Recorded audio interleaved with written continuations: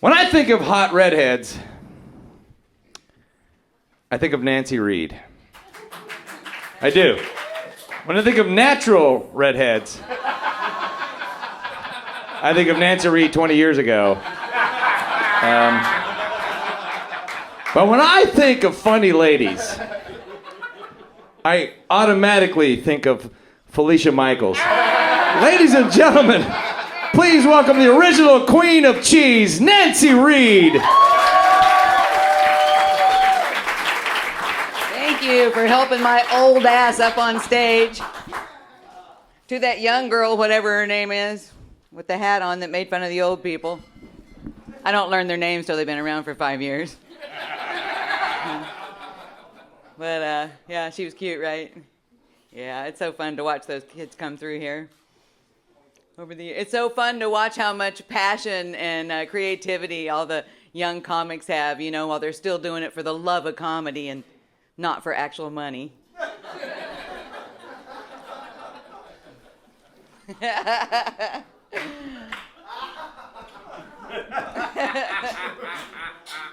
Oh, Dana.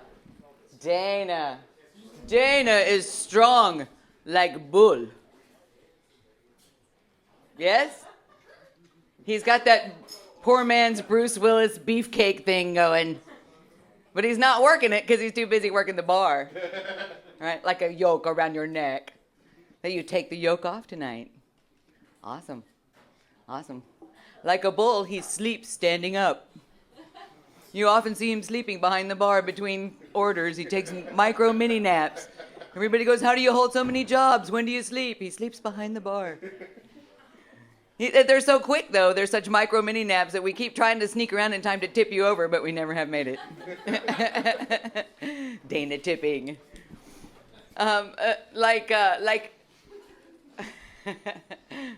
Like Bull, he teaches defensive driving in autopilot. Oh, yeah. Oh, even the aged Chuck E. Cheese would be green with envy and mold. Mold and envy. Like Bull, he bucks women off as soon as they cinch up his balls. For the 376th time. 377, too much for Dana. Like a mechanical bull, he should be surrounded by a big pad for all the women you throw off. Or at least a gym mat. Unlike a mechanical bull, he's full of bullshit. But if you if you have your gym mat, your hazmat suit, your rubber gloves, and you dig through the bullshit, you may find a kernel of corn. And sometimes something so trippy that it'll blow your mind for the rest of your fucking life. We love you, Dana. We'll miss you. Bye.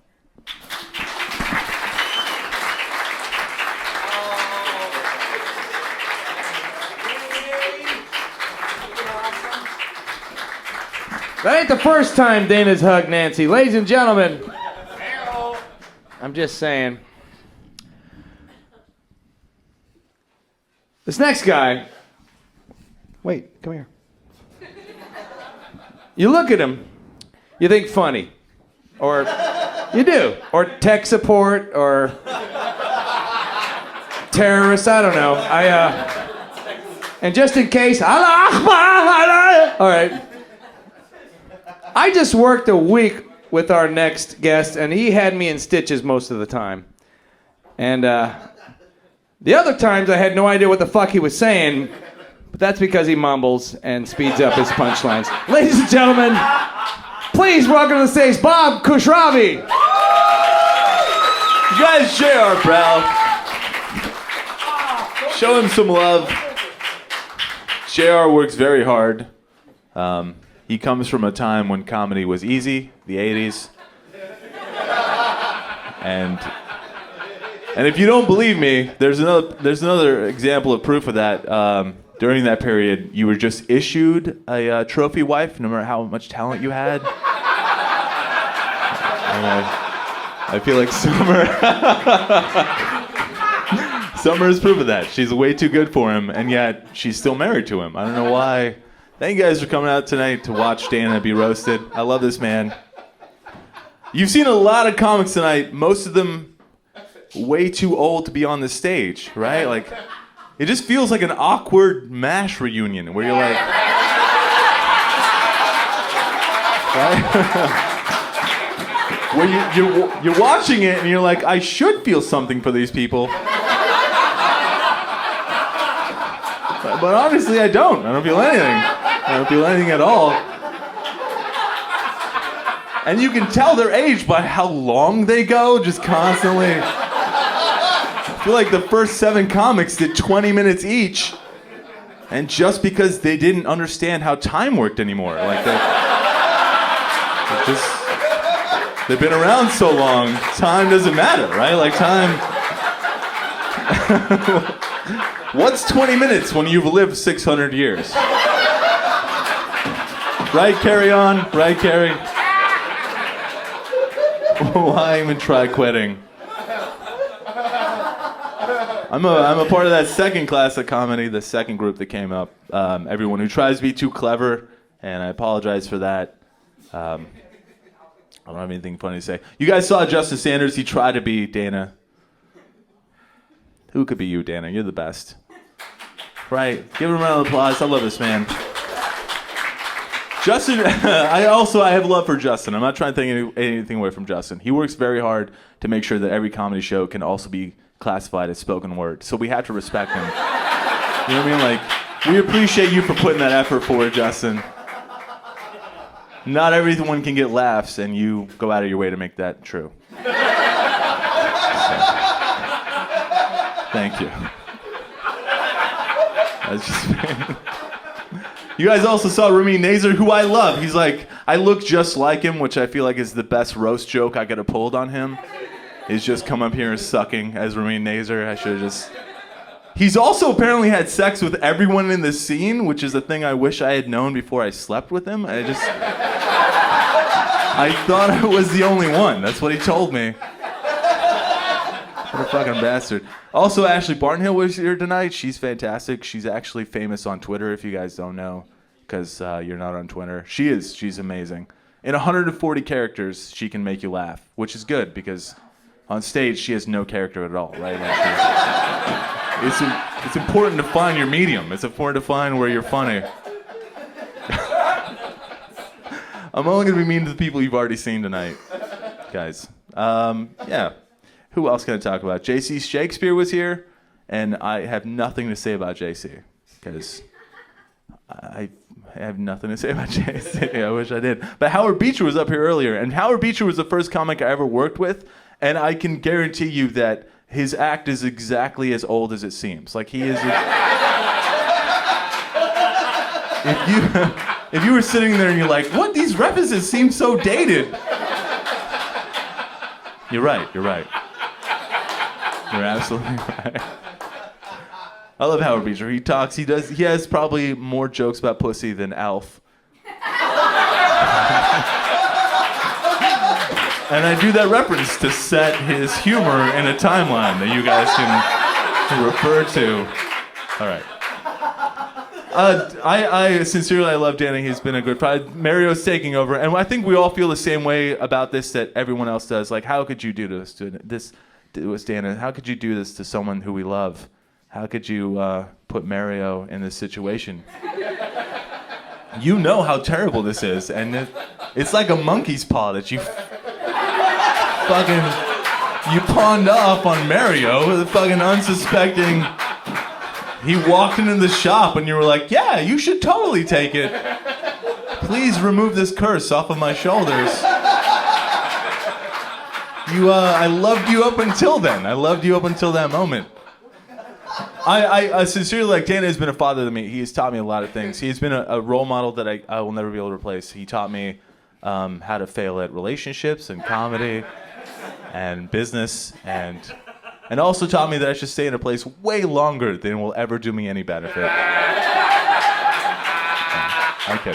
I love this man. He really has been a great... I'll tell you guys a quick story about Dana. When I started comedy in Austin, much like almost everyone you've seen on stage tonight that isn't older than Dana, we've all benefited because at some point Dana decided to take a chance on us. Like, he's the one that was like, you know what, I'll give you a fucking try and we'll see what happens. And When I started doing comedy in Austin, I had this habit of taking my set list on stage with me. I was terrified of coming up here without jokes. Like, I was afraid to not know what I was going to do next. And I walked in one night, and Dana looked over to me and smiled, and then called the host over and whispered to him, and then called me over and was like, hey, how are you doing tonight? You doing pretty good? I'm glad you came out to see the show. And then the host goes up on stage, and as he's speaking goes, by the way, you're next. And then just walks away from me. And I had nothing prepared. I just come to watch the show. And in that moment, I realized two things. I had a fairly successful performance. Like, it was one of those moments where I was like, oh, I can do this without a set list. And also, Dana's a fucking asshole, right? Like, I love you very much, brother. Thank you very much. You guys, thanks for coming out.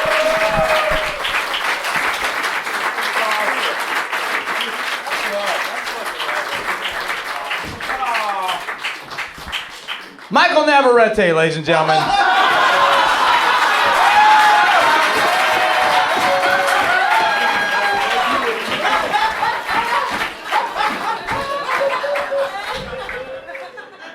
Probably never heard that before. Well, our guest of honor is a chair at this point. It's been fun. It's been fun, and I hope you guys have a great drive home. Good night. Well, ladies and gentlemen, I can't bring up the next comic to roast a chair. That would be fucking weird. Almost like if comics.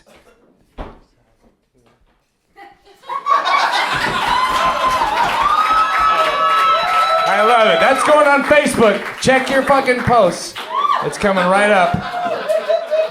We do this anywhere, whether it's Aruba, where we celebrated our 10th anniversary in Aruba, Summer and I did, and it was the most amazing thing in the world until I started gambling. And then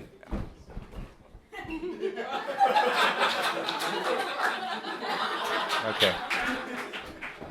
Howard showed up, and Summer said, you choose. And I said, gambling. Because, really? Okay. Holy shit. Yeah, I think somebody should check the bathroom at this point. Thank you for showing back up, Dan. Have you not enjoyed the love that's been poured out tonight? As much as the love you just poured out there? That was hatred. Well, get used to it. You're in piping. All right. Ladies and gentlemen, where are you going? This is important. The best thing this next guy could have ever done for himself was to move here from Belton, Texas. The worst thing he could have ever done was to go to a Jim Gaffigan show and find his voice. He is by far one of Austin's most esoteric comedians, and his material actually landed him an appearance on Comedy Central very early in his career. As well, a trip to Just for Laughs in Montreal. He has since learned that he should have probably waited. Ladies and gentlemen, Bryan Gutmann. Yo, what's up, you cunts? Let's fucking do this shit! That's right, I'm gonna bring it, N-word.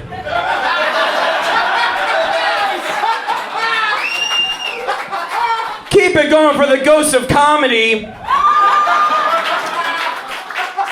In general, this is awesome, in theory. Guess I've been here for a while, in general. Having a show to honor everything that Dana's done is like throwing a pizza party after a cop shoots someone.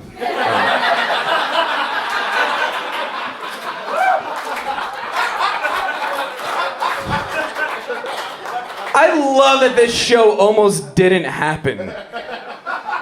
That was like up in the air. I love that this place is so shitty. It's like an indoor venue that can still get rained out.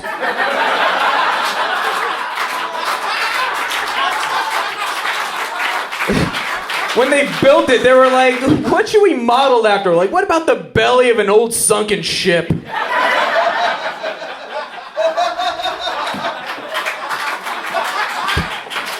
Also, you may not be good enough to get booked here. What a piece of shit. Do you realize how easy your fucking job was? Yeah. When you decided to leave this after a decade, and some guy that sits around printing t-shirts like, yeah, I think I got this.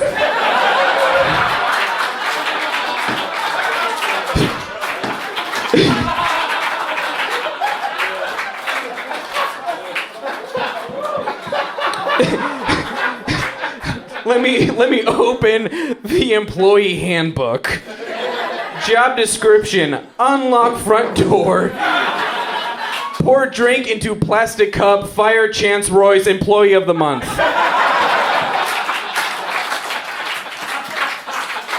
Fucking dump.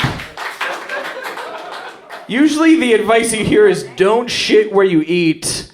Dana enforced the rule: feel free to shit where you eat and then get into a fight with the food and then tell that meal to hit the bricks.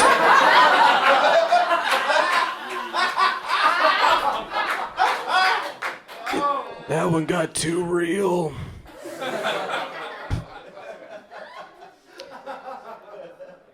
If these walls could talk, if these four walls could talk, we could probably also get rid of Michael.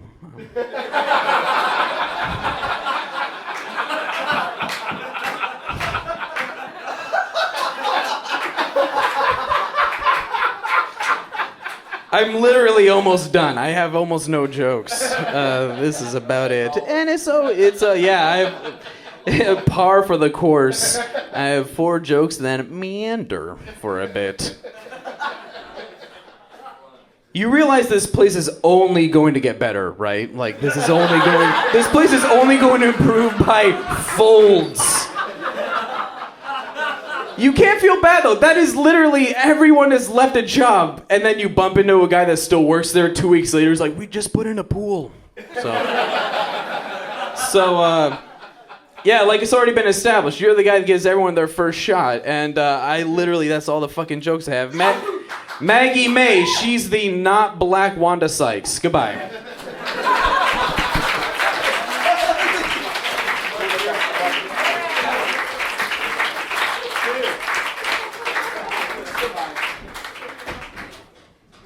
I think Bryan has finally found his voice.